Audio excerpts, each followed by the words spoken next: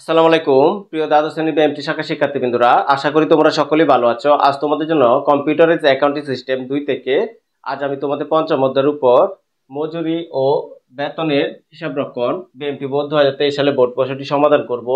তোমরা মনে রাখবা, মজুরি বেতন থেকে তোমাদের দুইটা অঙ্ক এসে থাকে। একটা হচ্ছে কম্পিউটার অ্যাকাউন্টিং সিস্টেম 2 থেকে, এখানে থাকবে তোমাদের 10 মার্ক। আর একটা হচ্ছে হিসাব বিজ্ঞান নীতি ও প্রয়োগ 2 থেকে, এখানে থাকবে 7 মার্ক। তোমরা যদি 17 এই যে 10 আর 7 17 মার্ক তোমরা ইজিলি পেতে চাও, তাহলে এই অধ্যায়টা খুব ভালো করে তোমরা গুরুত্ব সহকারে করবে। এটা বাধ্যতামূলক তোমাদের আসে। তাহলে চলো আমরা এই ক্লাসটি শুরু করি। তোমরা এখানে ডাকটি লক্ষ্য করো। উদাহরণ 1, সাবিল ও নাবিল ম্যাগনা লিমিটেড এর দুজন কর্মী। তাদের 2022 সালের ডিসেম্বর মাসের প্রথম সপ্তাহে মজুরি ও অন্যান্য ভাতা ও কর্তন সমূহ সংক্রান্ত নিম্নরূপ ছিল। এই যে এখানে ডাকটি লক্ষ্য করো, ডাকটির মধ্যে এখানে কি দেওয়া আছে? শ্রম ঘন্টা দেওয়া আছে, মজুরি দেওয়া আছে, মহার্ঘ ভাতা দেওয়া আছে, চিকিৎসা ভাতা দেওয়া আছে, যাতায়াত ভাতা দেওয়া আছে, ওভারটাইম মজুরি দেওয়া আছে, প্রভিডেন্ট ফান্ডে জমা দেওয়া আছে, অগ্রিম মজুরি অগ্রিম প্রদান দেওয়া আছে, আয়কর দেওয়া আছে। এই তথ্যগুলো দেওয়া আছে। আর আমাদের করণীয় বলছে সাবিল ও নাবিলের নিট মজুরি নির্ণয় করো। তাহলে এখানে আমরা যদি করতে যাই, এখানে মনে রাখবো বেতন ও মজুরিকে দুইটা স্টেপে বিভক্ত করা হয়। একটা হচ্ছে উপার্জন সমূহ আর একটা হচ্ছে কর্তন সমূহ।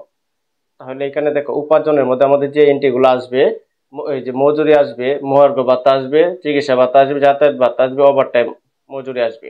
এখানে দেখো উপার্জনের মধ্যে আমাদের আসবে 1টা 2টা 3টা 4টা 5টা, তারপরে আমাদের মোটের জন্য একটা 6টা, তারপরে ক্রমিকের জন্য একটা 7টা, আর শ্রমিকের নাম লিখতে হবে। এখানে 8টা গড় হবে। উপার্জনের মধ্যে 8টা গড় হবে, এটা তোমরা মনে রাখবা। তারপরে কর্তনের মধ্যে গড় হবে যে প্রভিডেন্ট ফান্ডে জমা, অগ্রিম মজুরি অগ্রিম প্রদান 2টা, আয়কর 3টা, মোটের জন্য একটা 4টা।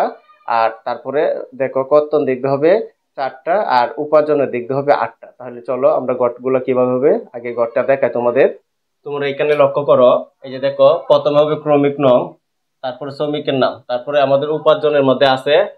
উপার্জনের মধ্যে দেখো কয়টা গড়, যে মজুরির জন্য একটা গড় কাটতে হবে, মহার্ঘ ভাতার জন্য একটা গড় কাটতে হবে, ওভার টাইমের জন্য একটা গড় করতে হবে, যাতায়াতের জন্য আরেকটা গড় কাটতে হবে, এই চিকিৎসা ভাতার জন্য, আর মোটের জন্য একটা। টোটাল আমাদের দেখো যে তথ্যগুলো দেওয়া থাকবে এটার উপরে আমাদের গড়গুলো কাটতে হবে। 1টা 2টা 3টা 4টা 5টা, মোটের জন্য একটা 6টা।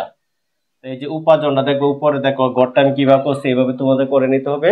তারপর কর্তনের মধ্যে প্রভিডেন্ট ফান্ড পাইছিলাম, এর জন্য একটা গড় করতে হবে। তারপর আয়কর, এটার জন্য আরেকটা গড় করতে হবে। আর অগ্রিম মজুরির জন্য আরেকটা গড়, আর মোটের জন্য একটা। এই টোটাল এনে দিয়েছি 4টা। আর নিট মজুরিটা বাধ্যতামূলক তোমাদের লিখতে হবে। নিট মজুরিটা বাইর করার নিয়ম হয়েছে, মোট এই যে মোট উপার্জন থেকে মোট কর্তনটা বাদ দিলে আমরা নিট মজুরিটা পাইলাম। তারপরে 1 নং আর স্বাক্ষর, এই গড়গুলা তোমাদের করে নিতে হবে। তারপর প্রত্যেকটা আমরা এই যে এখানে দেখো শ্রমিক আছেন দুইজন, সাবিল ও নাবিল। তাহলে দুইজন শ্রমিকের নাম আমরা ক্রমিক নং দিয়ে লিখতে হবে। ক্রমিক নং 1 এর মধ্যে আমরা লিখতে হবে সাবিল, আর ক্রমিক নং 2 এর মধ্যে আমাদের লিখতে হবে নাবিল।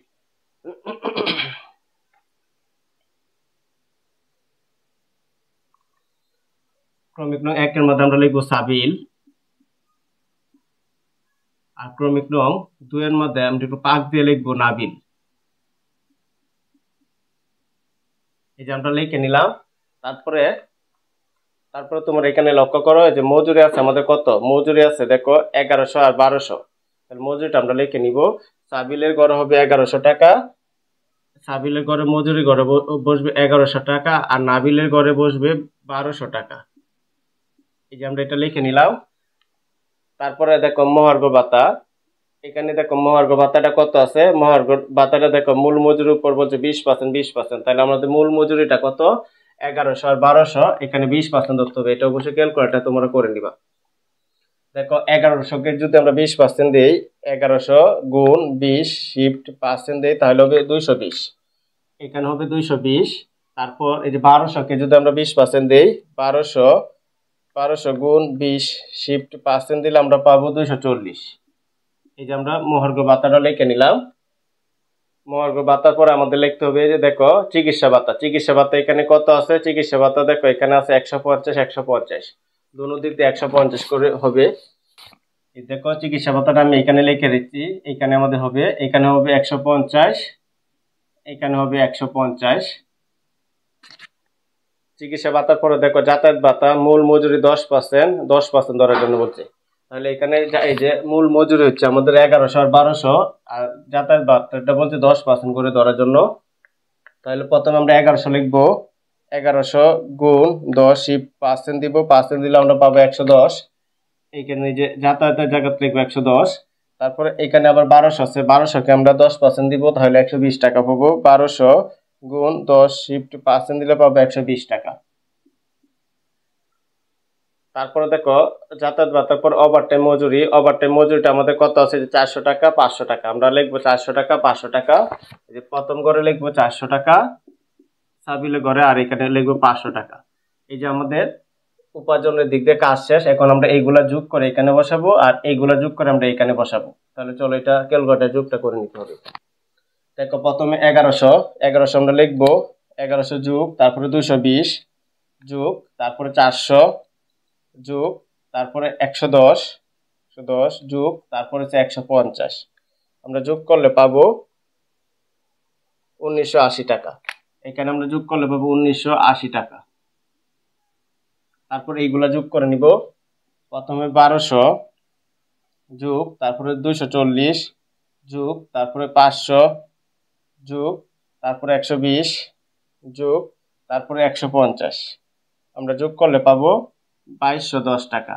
2210 টাকা। এই যে আমরা উপার্জনের কাজ শেষ, মোটো করা হয়ে গেছে। এখন আমরা কর্তনটা করে নিব।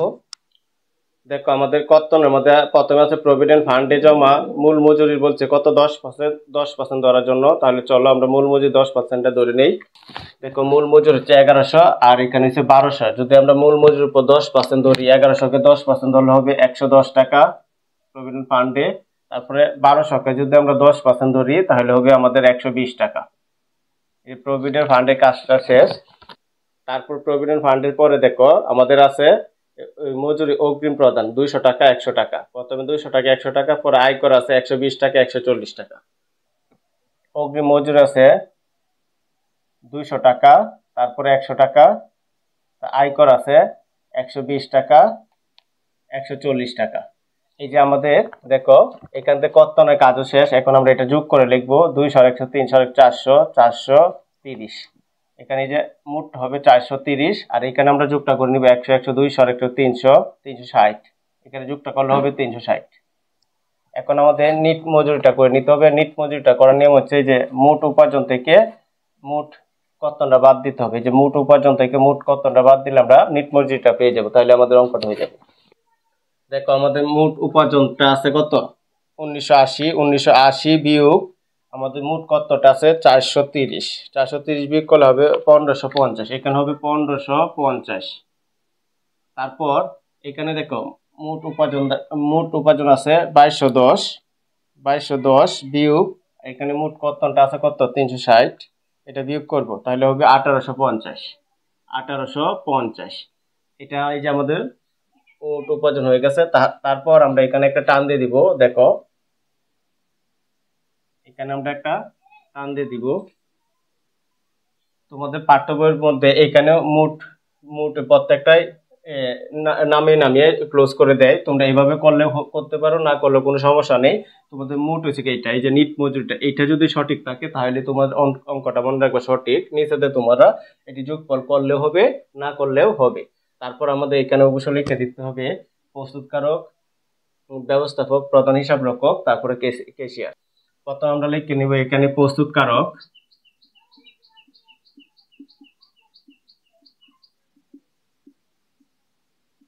প্রস্তুতকারক লিখে ক্লোজ করব। তারপরে তুমি এখানে হিসাব রক্ষক লিখতে পারো, তো ব্যবস্থাপক লিখতে পারো। এখানে আমরা লিখলাম হিসাব রক্ষক, এটা ক্লোজ করে দিবা। তারপরে লিখবা ব্যবস্থাপক,